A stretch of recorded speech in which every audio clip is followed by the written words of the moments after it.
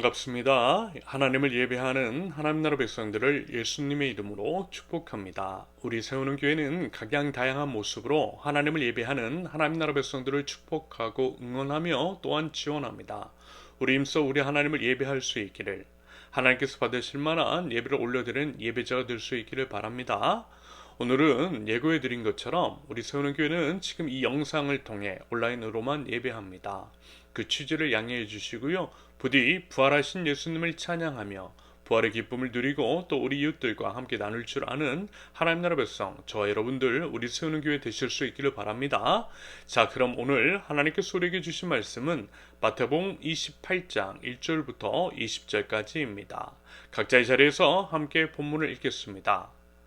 안식일이 다 지나고 안식 후 첫날이 되려는 새벽에 막달라 마리아와 다른 마리아가 무덤을 보려고 갔더니 큰 지진이 나며 주의 천사가 하늘로부터 내려와 돌을 굴려내고 그 위에 앉았는데 그 형상이 번개 같고 그 옷은 눈같이 희건을 지키던 자들이 그를 무서워하여 떨며 죽은 사람과 같이 되었더라. 천사가 여자들에게 말하여 이르되 너희는 무서워하지 말라. 십자가에 못 박히신 예수를 너희가 찾는 줄을 내가 아노라. 그가 여기 계시지 않고 그가 말씀하시던 대로 살아나셨느니라. 와서 그가 누우셨던 곳을 보라. 또 빨리 가서 그의 제자들에게 이르되 그가 죽은 자 가운데서 살아나셨고 너희보다 먼저 갈릴리로 가시나니 거기서 너희가 배우리라 하라. 보라, 내가 너희에게 일렀느니라 하거늘 그 여자들이 무서움과 큰 기쁨으로 빨리 무덤을 떠나 제자들에게 알리려고 다름질할세 예수께서 그들을 만나 이르시되 평안하냐 하시거늘 여자들이 나아가 그 발을 붙잡고 경배하니 이에 예수께서 이르시되 무서워하지 말라. 가서 내 형제들에게 갈릴리로 가라 하라. 거기서 나를 보리라 하시니라. 여자들이 갈 때 경비병 중 몇이 성에 들어가 모든 된 일을 대제사장들에게 알리니 그들이 장로들과 함께 모여 의논하고 군인들에게 돈을 많이 주며 이르되 너희는 말하기를 그의 제자들이 밤에 와서 우리가 잘 때에 그를 도둑질하여 갔다 하라. 만일 이 말이 총독에게 들리면 우리가 권하여 너희로 근심하지 않게 하리라 하니 군인들이 돈을 받고 가르친 대로 하였으니 이 말이 오늘날까지 유대인 가운데 두루 퍼지니라. 11 제자가 갈릴리에 가서 예수께서 지시하신 산에 이르러 예수를 배우고 경배하나 아직도 의심하는 사람들이 있더라. 예수께서 나와 말씀하여 이르시되 하늘과 땅의 모든 권세를 내게 주셨으니 그러므로 너희는 가서 모든 민족을 제자로 삼아 아버지와 아들과 성령의 이름으로 세례를 베풀고 내가 너희에게 분부한 모든 것을 가르쳐 지키게 하라. 볼지어다 내가 세상 끝날까지 너희와 항상 함께 있으리라 하시니라. 아멘. 우리 예수님께서 사망 권세 이기시고 부활하셨습니다. 할렐루야! 우리의 신앙의 이유, 본질, 모든 것이 우리 주 예수 그리스도의 부활에 있습니다. 여러분 만약에요 부활이 없다라고 한다면 우리는 사실 예수님을 믿을 이유가 없는 겁니다.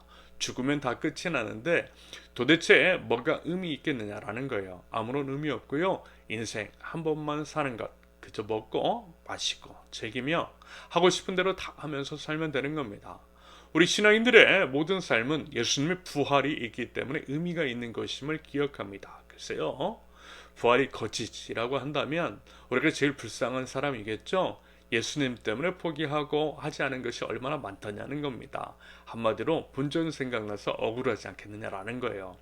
고린도전서 15장 17절에서 19절까지 그리스도께서 다시 살아나신 일이 없으면 너희의 믿음도 헛되고 너희가 여전히 죄 가운데 있을 것이요 또한 그리스도 안에서 잠자는 자도 망하였으리니 만일 그리스도 안에서 우리가 바라는 것이 다만 이 세상의 삶뿐이면 모든 사람 가운데 우리가 더욱 불쌍한 자이리라. 하지만 여러분 예수님은요 분명히 부활하셨어요. 부활은 확실히 있고요. 우리 주 예수 그리스도께서 우리 죄를 사하시기 위해 십자가 순환과 죽음을 당하신 후 사흘 만에 부활하셨습니다. 부활은 우리의 믿음이자 역사적 사실입니다. 고린도전서 15장 20절 그러나 이제 그리스도께서 죽은 자 가운데서 다시 살아나사 잠자는 자들의 첫 열매가 되셨도다. 그러므로 부활하신 예수님으로 인해 예수님을 믿는 우리 역시 부활의 소망과 확신을 갖게 되는 겁니다. 고린도전서 15장 21절과 22절 사망이 한 사람으로 말미암았으니 죽은 자의 부활도 한 사람으로 말미암는도다. 아담 안에서 모든 사람이 죽은 것 같이 그리스도 안에서 모든 사람이 삶을 얻으리라. 여러분, 예수님의 부활은 넘어져도 다시 일어날 수 있는 이유와 능력과 힘이 됩니다. 십자가 뒤에 부활의 영광이 있기에 기꺼이 우리 예수님께서 먼저 짊어지신 십자가를 짊어질 수 있는 거죠. 부활 소망을 가지고 십자가의 삶을 사는 우리들을 통해 결국 이 땅 위에 하나님 나라는 세워질 것이고 모든 것이 회복될 줄로 믿습니다. 최근에 이제 말씀을 드렸던 것처럼 지금의 토요일이 과거 유대사회 안에서는 안식일이었다라고 했습니다. 이런 이유로요, 제7일 안식일, 제7일 안식교 같은 경우에는 지금도 여전히 토요일을 주일로 그들의 안식일로 삼고 있는 것을 보게 됩니다. 하지만요, 우리 기독교 신앙은 부활신앙이라고 말씀을 드렸잖아요. 부활하신 예수님이 우리 신앙의 중심입니다. 우리 신앙은 십자가를 넘어선 부활신앙, 죽음을 이기시고 부활하신 우리 주 예수 그리스도를 믿는 신앙이라는 거예요. 다시 말씀을 드리지만 여러분, 십자가에서의 죽음만 있으면 우리 신앙은 무의미할 수 있어요. 예수님이 죽으시고 또한 부활하셨기 때문에 십자가도 의미가 있는 것이고 우리 모든 신앙생활 또한 의미가 있는 겁니다. 십자가의 삶을 살아가는 것은 당연한 것이겠지만 십자가에만 머물러 있으면 안 된다라는 거예요. 당연히 십자가 없이 부활도 없다라는 것은 기억해야겠지만 십자가를 넘어 부활로까지 나아가야 함을 잊으면 안 된다라는 겁니다. 더불어 안식일이라는 것도 주님을 위한 것이고 주님을 기념하는 날이잖아요. 그런다고 할 때 우리가 기념해야 할 주님은 부활하신 예수님이시라는 겁니다. 사망 권세 이기신 예수님, 죄의 승리를 거두신 우리 주 예수 그리스도, 십자가 위에서 흘리신 예수님의 피를 의지해서 부활하신 예수님에 대한 소망을 가지고 하나님을 예배하는 것이 맞는다라는 겁니다. 안식일이라는 것은 그래야 해야만 하는 거예요. 아무튼 그런 맥락에서 봤을 때 금요일이 십자가 위에서 돌아가시고 이렇게 금, 토, 일, 하루, 이틀, 사흘, 예수님께서 오늘 본문에 기록된 것과 같이 안식 후 첫날, 그러니까 이제 지금의 일요일에 부활하신 겁니다. 우리가 이렇게 일요일을 주일로 주님의 날로 삼아 지키는 이유는 바로 그 때문인 거죠. 부활하신 예수님을 기념하기 위해서 우리 신앙이 부활신앙이기 때문이라는 겁니다. 부활하신 예수님, 예수님의 부활이 우리 신앙의 중심이고 우리 또한 부활할 것임을 믿고 또 기대하기에 부활하신 날을 안식일로 거룩한 주일로 삼아 구별하여 하나님을 예배하는 거예요. 그러면서 한 주의 첫 시작이 주일인 건 역시 그와 같은 맥락으로 이해하면 되겠습니다. 부활신앙 가지고 살자라는 거예요. 나는 이미 죽었고 그리스도께서 내 안에 사시는 삶을, 다시 말해서 부활하신 그리스도와 함께 살아가라고, 부활의 삶을 살아가라고, 그렇게 한 주를 시작하라고 부활의 주일을 첫날로 삼은 것임을 염두에 두자라는 겁니다. 아무튼 안식 후 첫날, 그 당시 안식일인 토요일이 지나고 첫날, 지금의 주일 새벽에 막달라 마리아와 다른 마리아가 예수님의 무덤에 간 거예요. 그러면서 여러분, 이 장면, 즉 새벽에 아직 동이 트기 전에 여전히 깜깜했을 때에 무덤으로 달려가는 두 여인을 한번 떠올려 보세요. 여러분, 다운타운도 아니고요, 무덤입니다. 산자가 아닌 죽은 자들이 묻힌 무덤인 거예요. 여러분, 솔직히 무덤, 공동묘지 같은 곳은 설령 대낮이라 할지라도 꺼려지지 않던가요? 왠지 좀 찜찜하고 피하고 싶습니다. 그것은 죽음에 대한 인간의 본질적인 두려움 같은 것에서 비롯된 당연한 심정일 것 같아요. 죽기 싫다라는 거예요. 죽음이 두렵다라는 겁니다. 그러니 죽은 자의 무덤은 가고 싶지도 않고 굳이 생각하고 싶지도 않다라는 겁니다. 그래서요, 묘지는 사람들의 발길이 닿는 곳에서 멀리 떨어져 있는 겁니다. 살아있는 사람들이 있는 곳에서 최대한 멀리 무덤을 둬요. 도대체 누가 자기 집 근처에 무덤이 있으면 좋아하겠느냐라는 겁니다. 화장터가 집 주변에 생긴다라고 하면 결사 반대하는 이유도 바로 그 때문인 거죠. 아무튼 그래서라도 무덤에 가는 것은 더욱 무서운 것도 있더라는 겁니다. 말하자면 그런 무덤인데 그 두 명의 마리아, 그들이라고 해서 무서운 마음 없었을까요? 더더군다나 자신들도 이제 십자가 위에서 못 박혀 죽으신 예수님처럼 죽임을 당할 수 있는데 말입니다. 여러분, 그래서요, 제자들이 고난 당하시는 예수님을 놓고 도망갔던 것이잖아요. 베드로는 3번씩이나 부인했던 이유가 바로 그 때문입니다. 의리도 없게, 심지어는 죽으신 예수님의 시체를 거둘 생각도 안 했던 거예요. 왜요? 행여 자신들도 똑같이 예수님처럼 죽을까봐. 아무리 그래도 당분간만큼은 자기 자신들의 예수님과의 관련성을 숨겨야 했던 겁니다. 참 의리 없긴 했지만 어떤 면에서는 충분히 이해가 가더라는 거예요. 함부로 욕할 수 없더라는 겁니다. 사람 마음 다 똑같더라는 거죠. 살아야 되니까. 하지만 그럼에도요, 그 여자들은 나아갔더라는 것. 공식적으로 아무것도 할 수 없는 날인 안식일이 끝나자마자 새벽같이 제일 이른 시간에 제일 먼저 제일 빨리 예수님께서 묻힌 무덤으로 달려간 두 여인이었습니다. 그러면요, 여러분, 이게 과연 어떤 의미일까요? 여러분, 그만큼 그들은 예수님을 사랑했던 것이겠죠. 예수님을 갈망했던 겁니다. 모든 염려와 두려움은 문제가 되지 않을 만큼 우리 예수님을 진정으로 그리고 진심으로 사랑했던 겁니다. 요한일서 4장 18절, 사랑 안에 두려움이 없고 온전한 사랑이 두려움을 내쫓나니 두려움에는 형벌이 있습니다. 두려워하는 자는 사랑 안에서 온전히 이루지 못하느니라. 모든 두려움을 이기는 온전한 사랑, 순수한 그 마음, 그렇게 우리 예수님을 사랑해서 예수님을 사랑하는 마음이 그렇게 커서 두려움은 아무런 문제도 되지 않았던 것이 아닐까라는 생각이 들었습니다. 예수님에 대한 그 사랑이 두려움도 내쫓았던 것이고 심지어는 죽을 수도 있는 위험을 감내하면서까지 예수님의 무덤으로 달려갈 수 있었던 것이겠죠. 그리고 말하자면 그와 같은 마음과 열정과 헌신이 있었기 때문에 그녀들이 제일 먼저 예수님의 부활을 알 수 있는 영광을 얻게 된 것은 아니었을까라고 하는 생각을 해보게 되었습니다. 여러분, 당연히요, 행위로 구원을 받는 것은 아닙니다. 하나님의 은혜로 말미암아 오직 믿음으로 구원을 얻어요. 우리의 능력이나 우리의 소유, 지식, 그 외 어떤 것이 아니라는 겁니다. 오직 은혜라는 겁니다. 은혜로 얻는 구원인 거예요. 하지만요, 그렇다고 해서 우리의 노력, 열심, 행동 같은 것이 무의미한 것은 아니라는 겁니다. 오히려요, 행함이 없는 믿음은 죽은 믿음이라는 말씀도 있어요. 그리고요, 상식적으로 한번 생각을 해보자는 겁니다. 모두가 잠을 자고 있는 그 새벽, 그 어두운 시간에 낮에 가도 찜찜하고 무서울 수 있는 무덤에 그것도 자신도 예수님의 제자라고 혹시 죽임을 당할 수도 있는 위험을 감수했던 그 여인들의 행동, 여러분, 그 행동이 과연 의미가 없다라고 말할 수 있겠느냐라는 거예요. 바꿔 말씀을 드리면 그 시간에 잠을 자고 있는 사람들이 예수님을 부인했던 그들, 무덤에 묻히신 예수님을 신경도 쓰지 않았던 그 사람들이 과연 그녀들이 예수님을 사랑하는 것보다 그들이 예수님을 더 사랑한다 자신 있게 말할 수 있겠느냐라는 겁니다. 더더군다나 여러분, 그들이 무슨 대가를 바라고 간 것도 아니었잖아요. 예를 들어 부활하신 예수님을 목격하기 전까지는 인간의 이상으로는 부활을 믿을 수 있는 것도 아니었습니다.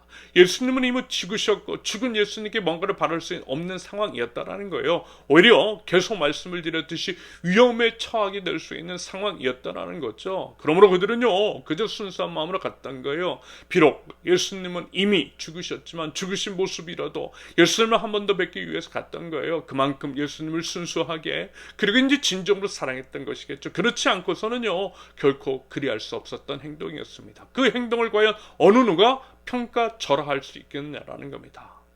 말하자면 그 행동으로 증명하고 있는 사랑, 예수님을 향한 그 마음, 여러분, 우리 주님께서요, 왜 모르시겠습니까? 당연히 귀하게 보셨겠죠. 그래서 부활의 첫 증인으로 되는 영광을 허락해 주신 것일 수도 있지 않을까요? 우리 하나님은 내가 뭘 해야만 뭘 주시고 혹은 내가 한 만큼만 보답해 주시는 분은 아니시지만 우리의 진심 어린 행동, 그 사랑에 따른 모습 같은 것들을 귀하게 여기시더라는 겁니다.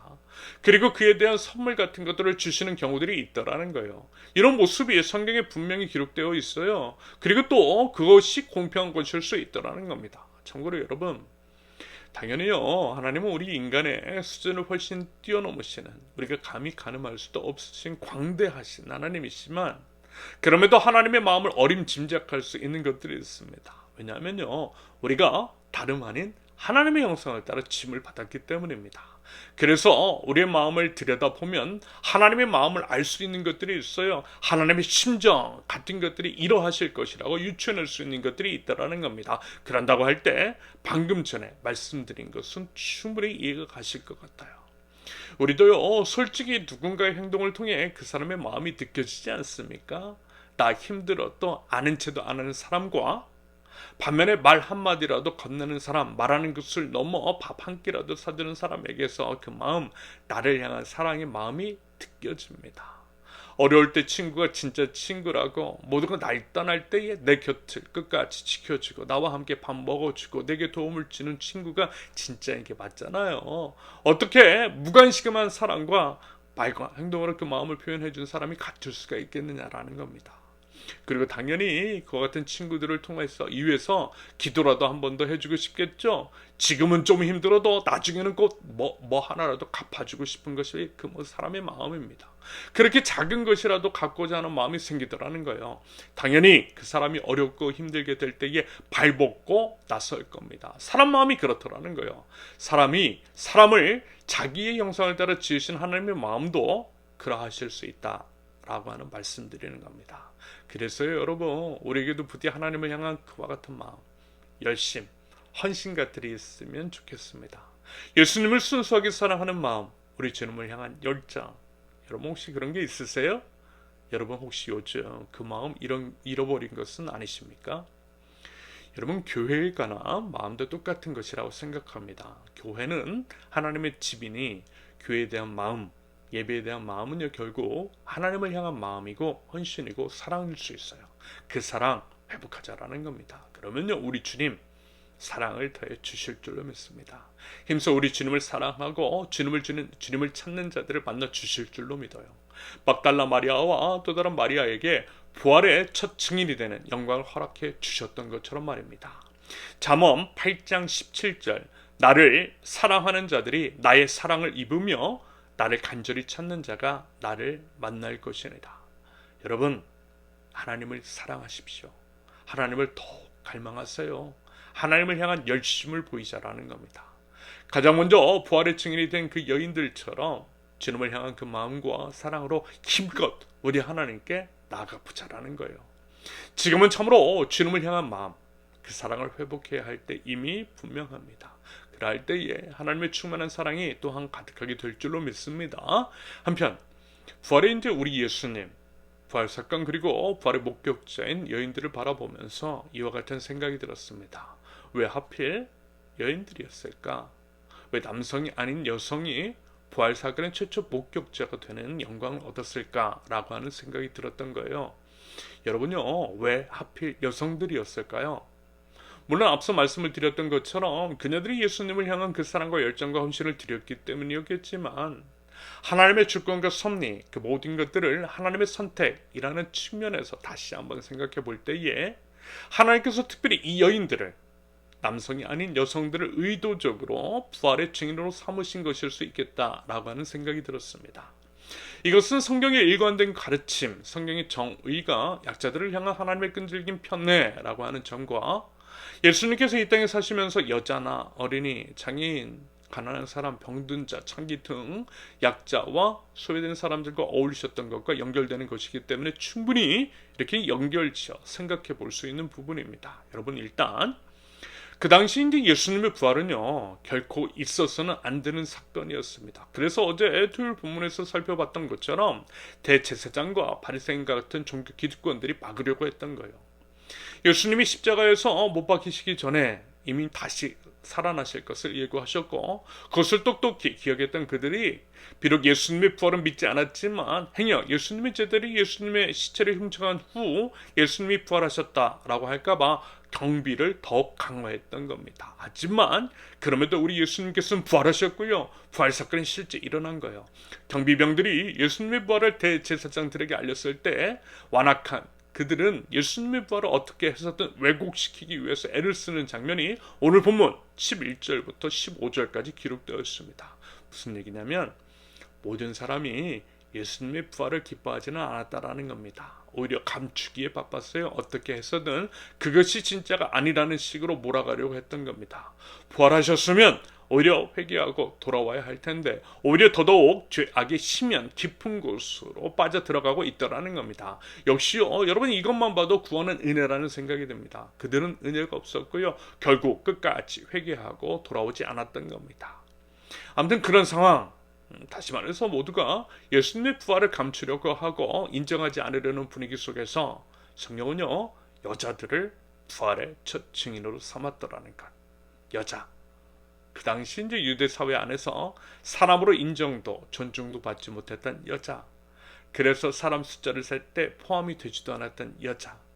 당연히 법원에서 증인으로 나설 수도 없고 증언의 효력도 인정받을 수 없는 여자를 부활의 첫 증인으로 전면에 내세웠다라는 거예요. 어떤 상황 속에서요? 예수님의 부활을 어떻게 해서든 숨기고 조작하려고 하는 마당에.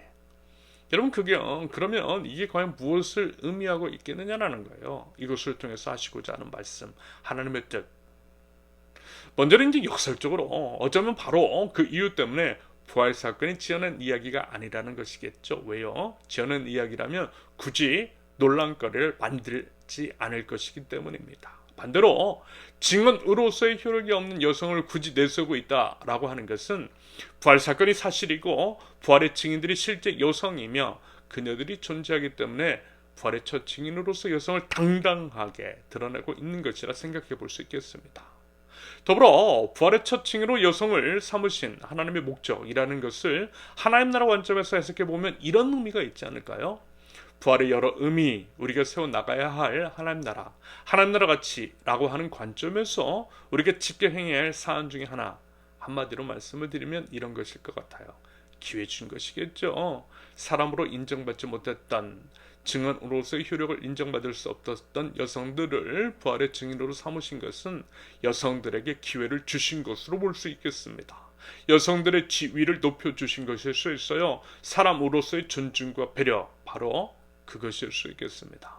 그것을 통해 부활의 의미라는 것, 부활을 통해 드러내야 할 하나님 나라의 가치라고 하는 것이 바로 그런 것이라는 게 아닐까요? 여성으로 대표되는 약자, 사람이지만 사람으로 존중받지 못했던 수많은 사람들, 존재하지만 존재하지 않는 것처럼 여겨졌던 사람들에게 기회를 주신 거예요. 죽은 자처럼 살아가는 이들에게 살아있음을 깨닫게 해주신 겁니다. 분명히 보았음에도 증인의 자격이 될 수 없는 여자들에게 증인의 지위를 회복시켜 주신 것은 바로 그런 의미일 것입니다.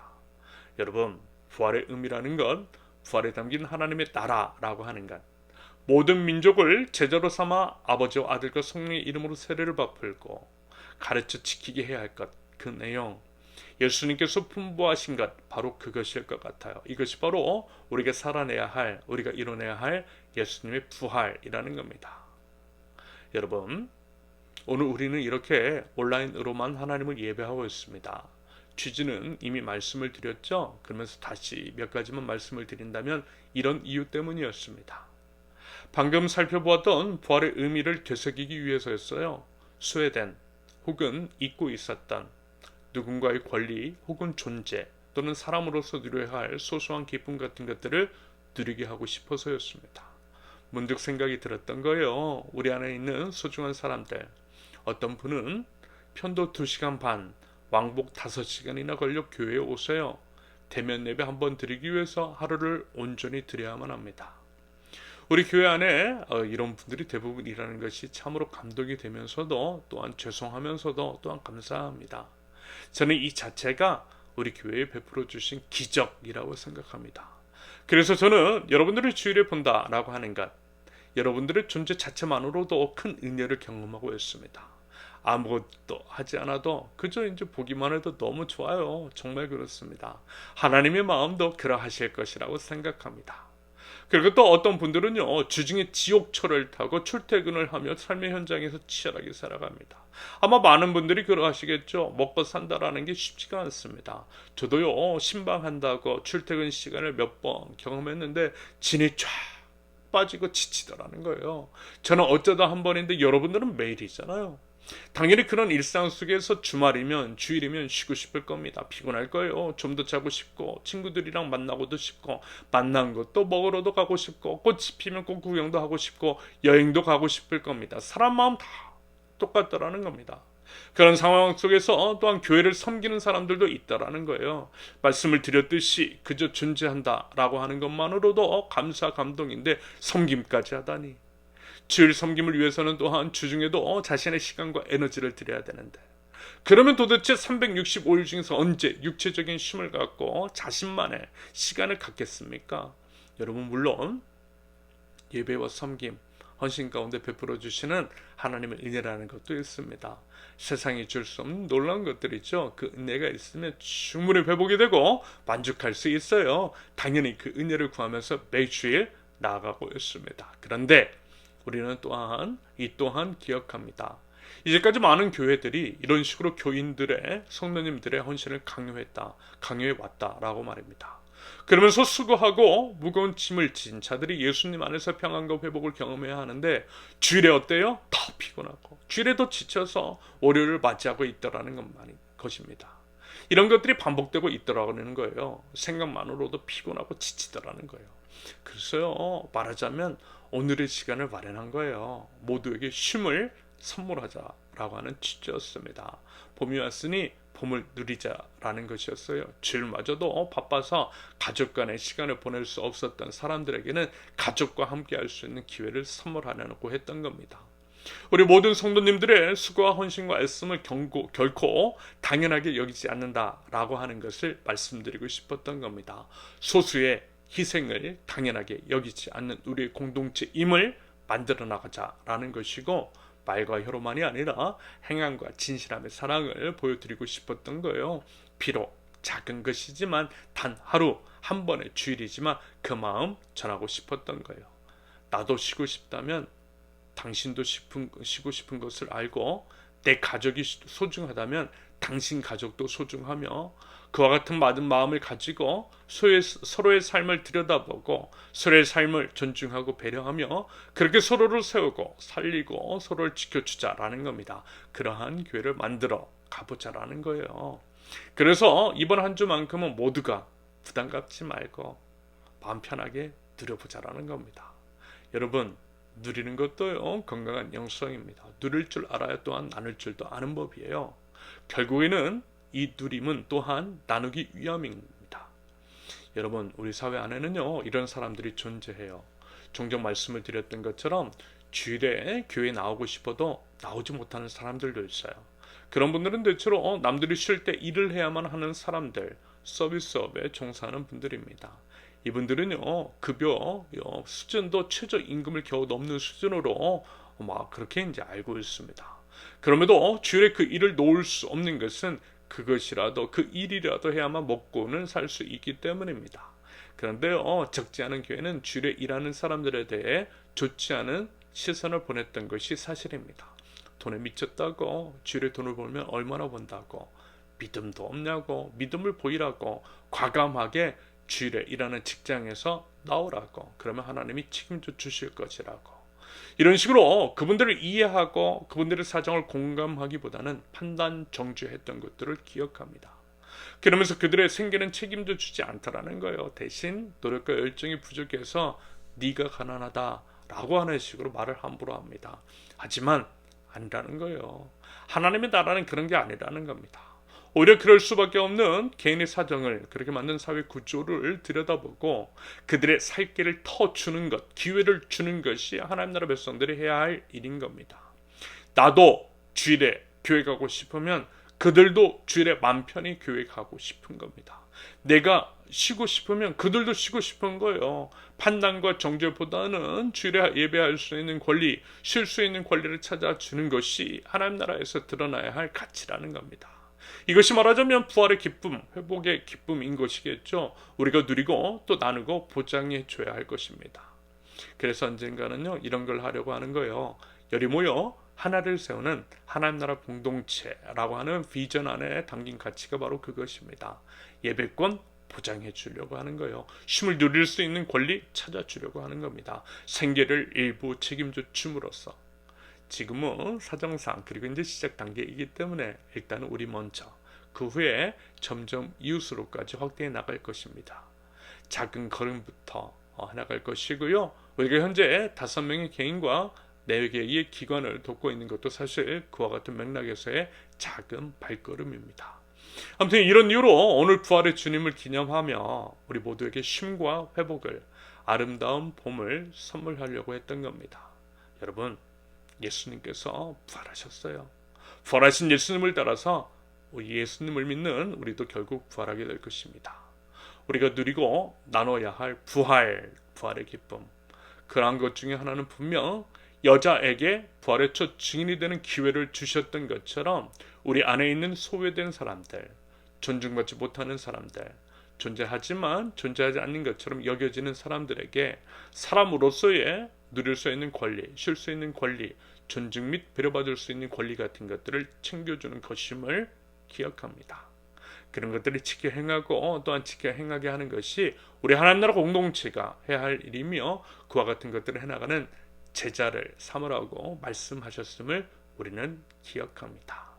영광스러운 부활주일, 부활의 기쁨, 그 안에 담긴 쉼과 회복이 있는 하나님 나라를 우리 서로에게 그리고 우리 이웃들에게 선물할 줄 아는 제자가 되고 또한 제자를 만들어 나가는 사랑하는 우리 세우는 교회 공동체가 될 수 있기를 예수님의 이름으로 축원합니다. 함께 기도합니다.